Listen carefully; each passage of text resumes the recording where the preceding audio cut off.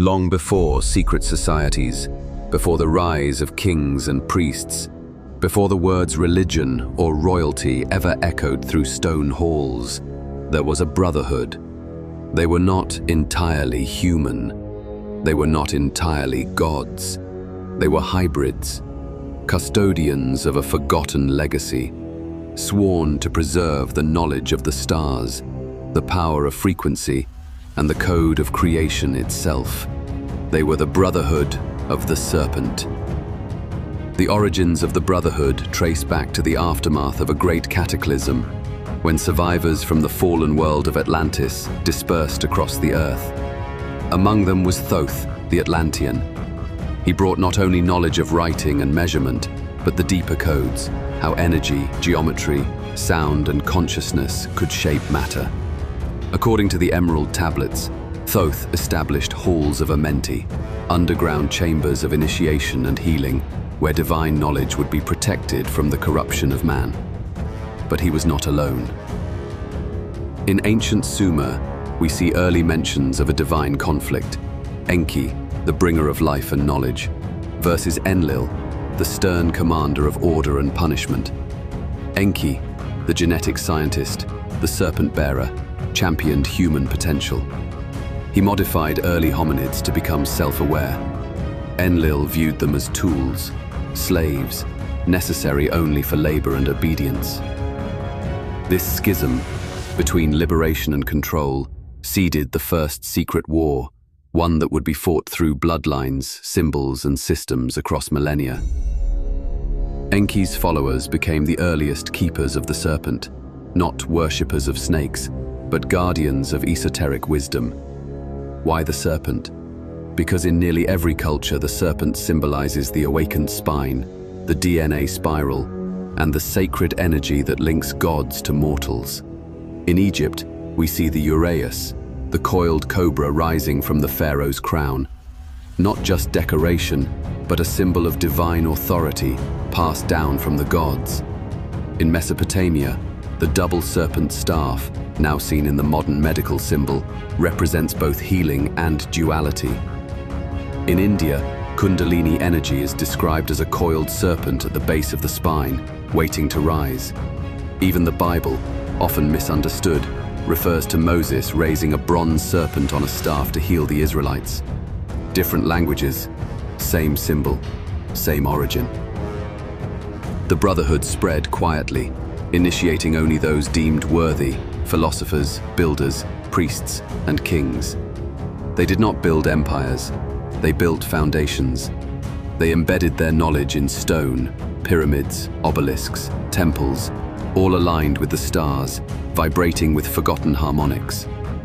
They taught geometry, alchemy, astronomy, and inner mastery.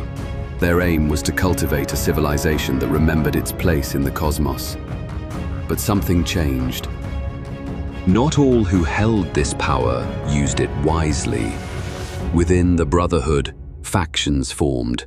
Some remained loyal to the path of Enki, preservation of truth, elevation of humanity. Others aligned with the more authoritarian legacy of Enlil, control through fear, hierarchy, and distortion. This internal split birthed the first secret societies, opposing orders using the same symbols for radically different ends. The real war of the gods wasn't fought in the sky, it was fought in the minds of men. The Brotherhood of Light sought to illuminate humanity. The Brotherhood of Shadow sought to rule it, and this war continued, hidden behind thrones, priesthoods, and temples.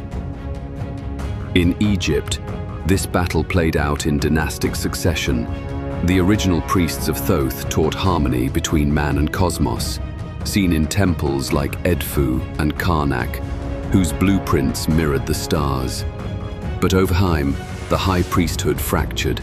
Secret chambers were sealed. The serpent became feared rather than revered. In Babylon, the same pattern. Nabu, son of Enki, was once a celebrated god of wisdom, but his legacy was obscured. Marduk, another of Enki's sons, rose to power and rewrote the narratives, crowning himself king of the gods and shifting spiritual focus toward conquest. the Brotherhood went underground. In Greece, it resurfaced as the Eleusinian Mysteries. In Persia, the Magi. In India, the Rishis. In Mesoamerica, the Jaguar priests. And in Judea, esoteric sects like the Essenes carried the torch. Each bore fragments of the same origin. Each encoded their knowledge in initiation rites, oral traditions, and temple geometry. But by the time of Rome, the darker factions had gained ground. Julius Caesar was assassinated by men who understood power was not just political, it was a cult. The imperial church absorbed and repurposed serpent symbols, replacing divine feminine wisdom with hierarchical dogma. Even the concept of the serpent, once sacred, was rewritten in the book of Genesis as the villain. Truth became myth. Myth became heresy. Yet the Brotherhood survived. In medieval Europe, it became the Rosicrucians, the Templars, the Freemasons. In Asia, the dragon societies guarded ley lines and sacred texts. In Africa, Dogon priests preserved star knowledge about Sirius that modern science would only confirm centuries later.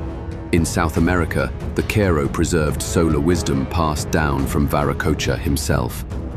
Each movement, at its core, sought to preserve one thing: that we are not broken, we are encoded with divine potential.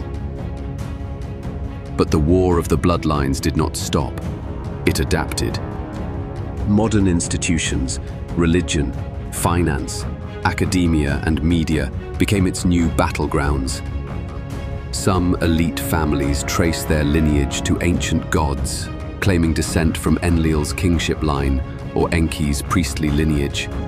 Symbols like the all-seeing eye, the Ouroboros and sun crosses appear in logos, currencies, and architecture, not by coincidence but design.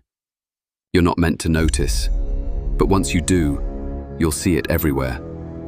The Brotherhood of the Serpent isn't fiction, it's infrastructure. It's why knowledge has always been divided. Exoteric for the masses, esoteric for the initiated. It's why every civilization rose with star-aligned temples, then fell into amnesia.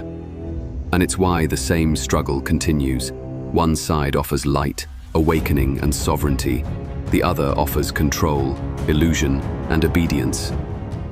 The real question isn't whether they exist. The question is, which side are you on? Because this hidden war isn't fought with weapons.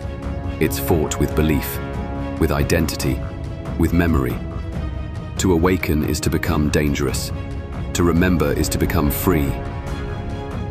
This is Hidden Origins TV.